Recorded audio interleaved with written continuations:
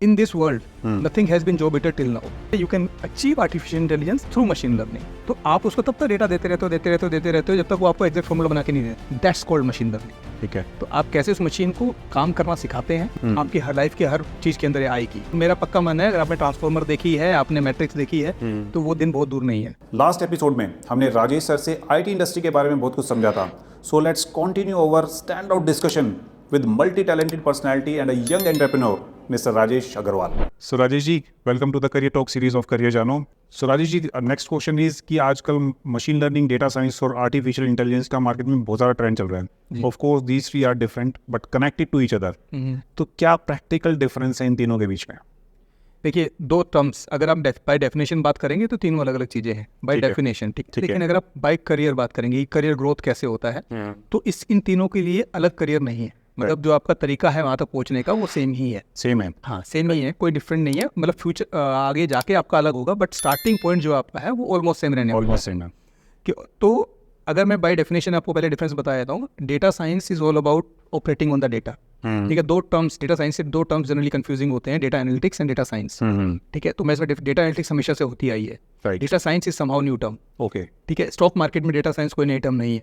Stock market में data science नहीं term नहीं है, वहाँ पहले होता है, हमेशा से होता है. क्योंकि आज आपने हमेशा देखा लोग ट्रेंड देखते थे कि फ्यूचर में क्या होने वाला है, फ्यूचर में क्या होने वाला है. तो आप बेसिक टर्म डिफरेंस समझिए कि डेटा एनालिटिक्स की जो डेटा है वो क्या बता रहा है आपको, आज तक क्या बता रहा है, दैट इज डेटा एनालिटिक्स. वो डेटा फ्यूचर के बारे में क्या बता रहा है, that is data science. Okay. बिल्कुल बेसिक डिफरेंस. अगर आप प्रेजेंट के बारे में करें तो डेटा एनालिटिक्स, अगर फ्यूचर के बारे में हम ट्रेंड समझना चाह रहे हैं इसका क्या रहेगा, that is related to data science. आपने सेल्स देखी कि मेरी पिछले 5 साल की सेल्स बड़ी. आपने कहा अच्छा पिछले 5 साल से सेल्स बढ़ रही है, आपने डेटा देखा, दैट इज डेटा एनालिटिक्स. अब आपसे आके आपका सीईओ पूछता है कि भाई अगले 5 साल में मेरी सेल्स कैसे रहे, तो आप किस बेसिस पे डिसाइड करेंगे कि पिछले 5 साल में ग्रोथ क्या थी, पैरामीटर्स क्या थे और बहुत सारी चीजें क्या थी. उसके बेस पे जो फ्यूचर प्रेडिक्शन है, that is data science. That is data science. Okay. And big data, एक बिग डेटा भी टर्म आती है. Big data is nothing. Actually क्या था, आप देखिए पहले हमारे पास हार्डवेयर्स नहीं थे, हमारे पास इतनी कंप्यूटेशनल पावर नहीं थी, तो हार्ड डिस्क छोटी वगैरह होती थी, तो वो सब चीज़ों में दिक्कत होती थी. अब क्या हो रहा है, डेटा बहुत ज़्यादा है. इतने सारे डेटा को प्रोसेस करने के लिए जो टेक्नोलॉजी यूज होती है, that is big data. For example, let's take example of Facebook, Instagram. Millions में data, millions of people are interacting every second. Right. So कितना डेटा एवरी सेकंड जनरेट हो रहा है. इस डेटा के अंदर आपको एनालिसिस करनी है, डेटा साइंस करनी है, तो you need some computational power to get data को डालना. हमें कुछ अच्छे बड़े सॉफ्टवेयर और अच्छे बड़े हार्डवेयर चाहिए. हाँ जी. और ये सबको मिलाकर जो टर्म बनते हैं, that is big data.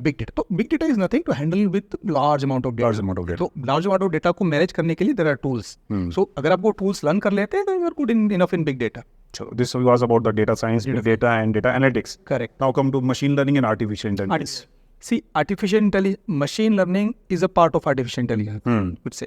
Or you can say you can achieve artificial intelligence through machine learning. Okay. ठीक है. तो अगर आप अभी रिसेंट एक ट्रेंड देखेंगे, artificial intelligence, I think basic term सबको क्लियर होती है कि हम जो सोच पा रहे हैं वो मशीन भी सोचने लगी है. मशीन भी सोच पा रही है. ठीक है. तो आप उसके पीछे सोचिए, अगर हम कैसे सोचते हैं. हम जनरली हम कोई नया काम नहीं करते हैं. अगर आप देखेंगे बचपन से अगर आज तक हमने जितने भी एक्सपीरियंस गेन किए हैं, हमारे पास जब भी कोई नई सिचुएशन आती है, तो हम उसको अपने डेटा में एनालाइज करते हैं.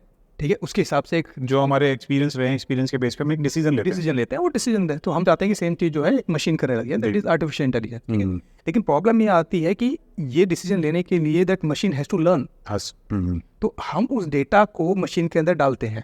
ठीक है. फिर हम कहते हैं कि आप इसको सीखो. मैं एक बहुत सिंपल एग्जांपल देता हूँ मशीन लर्निंग का. मुझे लगता है कि everything will be out of it.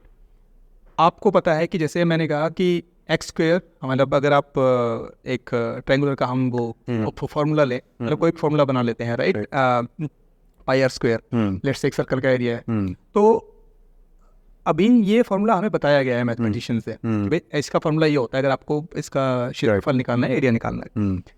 Machine learning में वो क्या करते हैं, वो आपको डेटा देते, मशीन को एक डेटा देते हैं, फिर कहते हैं कि फॉर्मूला बनाओ. फॉर्मूला गलत आया, आप कहोगे नहीं ये फॉर्मूला नहीं बना, फिर वो डेटा देते हो, फिर फॉर्मूला बनाते हो. तो आप उसको तब तक डेटा देते रहते हो जब तक वो आपको एग्जैक्ट फॉर्मूला बना के नहीं देते. जब वो फॉर्मूला बन जाता है तो आप कहते हैं मेरा मॉडल तैयार हो गया. आप इस मॉडल को आप जितनी बार बोलोगे सही फॉर्मूला निकाल के बिल्कुल. That's called machine learning. ठीक है. तो आप कैसे उस मशीन को काम करना सिखाते हैं, बस सीख गई, then it can do artificial intelligence and not many things. Right. और अगर स्पेशली एआई के बारे में बात करें, तो आजकल बहुत ज़्यादा सुनने में आ रहा है कि AI and its application like chat GPT is impacting human resource requirement. क्या सच में ऐसा है कि वो इम्पैक्ट कर रही है, और all it's myth? What is the scene of AI in upcoming 10 years? 10 साल में एआई का क्या सीन होगा मार्केट में? देखिए, एआई को अगर मैं चैट जीपीटी से पहले की बात करूं तो पहले की एआई बहुत लिमिटेड थी। Right, that was not generative AI. मतलब वो अपने आप में कुछ जनरेट नहीं कर सकती थी, वो जनरली आपके डेटा के अंदर एनालाइज करके फास्ट रिजल्ट दे पाती थी। ठीक है, बट खुद कुछ जनरेट नहीं करती। खुद को जनरेट, जैसे हम अपने सॉन्ग जनरेट करते हैं, कुछ भी anything we are generating out, right? अब जो चैट जीपीटी ने एक नया ट्रेंड शुरू किया, that is generative AI, and that is very disruptive in the sense कि दिस विल चेंज एवरीथिंग। आपकी हर लाइफ के हर चीज के अंदर आएगी, आज नहीं तो 5 साल 10 साल 15 साल बाद। बहुत नॉर्मल इंसान की लाइफ में, स्टूडेंट की लाइफ में, हाउसवाइफ की लाइफ में, बिजनेसमैन की लाइफ में, this is going to enter into everyone's life. और मेरा पक्का मानना है, अगर आपने ट्रांसफॉर्मर देखी है, आपने मैट्रिक्स देखी है, तो वो दिन बहुत दूर नहीं है। अच्छा, ये आई पर्सनली बिलीव, और ये होने वाला है। अच्छा, कि अभी अगर आप जनरेटिव एआई के बाद कुछ ज़्यादा चीज़ें रह नहीं जाती। द ओनली थिंग इमोशंस को भी अगर आप बहुत डीप में स्टडी करेंगे, कभी बुद्ध को स्टडी करेंगे को और किसी और को, तो आपको पता लगेगा वो भी कोई ऐसी चीज़ नहीं होती, that is also human made. तो वो भी शायद आ जाए कुछ हद तक, इमोशंस भी आने शुरू हो गए। तो रजनीकांत की मूवी मुझे याद आती है, रोबोट, जो उसमें इमोशंस का कुछ करते हैं, बात जाते हैं। हाँ, तो उसकी गर्लफ्रेंड उसके पास चली जाती है, लेकिन वो डिस्ट्रप्टिव हो जाए लास्ट में। हाँ, उसका नेगेटिव इम्पैक्ट ज़्यादा मिलता है। बात वो नहीं है, बात है कि ये चीज़ होने वाली है। अच्छा। आप रोक नहीं सकते हैं। आप अभी जैसे मैं सुन रहा हूँ वर्ल्ड वाइड की कुछ गवर्नमेंट्स कह रही हैं कि भाई हम इसको ब्लॉक करेंगे, आगे नहीं बढ़ने देंगे, पर मुझे लगता है कि आप नहीं कर पाएंगे। क्योंकि फॉर एग्जांपल अगर आपने किया तो चाइना करेगा, आप रोक देंगे चाइना करेंगे, उसको फायदा चाहिए। और हो सकता है कुछ जैसे न्यूक्लियर बॉम्ब आया था, सबने ऊपर से कहा कि हम नहीं करेंगे, सबने किया। अब सबको पता है कि सेम वर्ल्ड को ओवरटेक कर सकते हैं। This is the new way you can actually attack the world और मेक यूटिलाइज, आप सुपर पावर बनेंगे। तो हर कोई करेगा, आप इसको रोक नहीं पाएंगे किसी भी तरह करके। The only thing you can do कि आप इसको रेगुलराइज करिए। ओके, ठीक है ना? न्यूक्लियर बॉम्ब भी रेगुलराइज हुआ, रेगुलराइज हुआ। जब मैं न्यूक्लियर बॉम्ब की बात कर रहा हूँ, मैं ऐसा नहीं कर रहा है नेगेटिव नहीं है, ये बहुत पॉजिटिव चीज़ है, बहुत पॉजिटिव वे में लाइफ इफेक्ट करेगी, और इससे ज़्यादा जॉब्स जनरेट होंगी। जॉब जनरेट होंगी। सो लोग सोच रहे हैं कि जॉब्स खत्म हो रही हैं एआई से, AI just like a job eater. So it's not a job eater in this world. Nothing has been job eater till now. अगर आप 1700 से बात करेंगे, तो मैं एक आर्टिकल पढ़ रहा था और दैट इज वेरी ट्रू। मैंने खुद फील किया, पहले लोग फार्मर्स थे, काम करते थे, तो लोग जब वो मशीनों से काम करने तो लगे, तो उनको लगा कि जॉब खत्म हो जाएंगी, लेकिन खेती ज़्यादा बढ़ गई, तो जॉब्स और बढ़ गई। उसके बाद अगर आप इंडस्ट्रियल रेवोल्यूशन की बात करेंगे, तो लोगों ने कहा कि मशीन के बहुत विरोध हुआ था कि भाई मशीनें आ जाएंगी तो लोगों की जॉब चलेगी। कुछ नहीं हुआ, और जॉब बढ़ गई, काम बढ़ा था, इंडस्ट्रियलाइजेशन ज़्यादा हुआ था। हाँ, फिर से जॉब बढ़ गई। अगेन जैसे आप देखिए, अल्टीमेटली ह्यूमन का जो अल्टीमेट मकसद है, that is going to infinite. ठीक है, प्रॉब्लम क्या होती है कि अभी हमें पता ही नहीं है कि और एवेन्यूज क्या है। तो जैसे टेक्नोलॉजी इवोल्व होती है, नए एवेन्यूज भी खुल जाते हैं, नए एवेन्यूज खुल जाते हैं, तो नई जॉब्स खुल जाती हैं। Jobs, the jobs in business, it will change.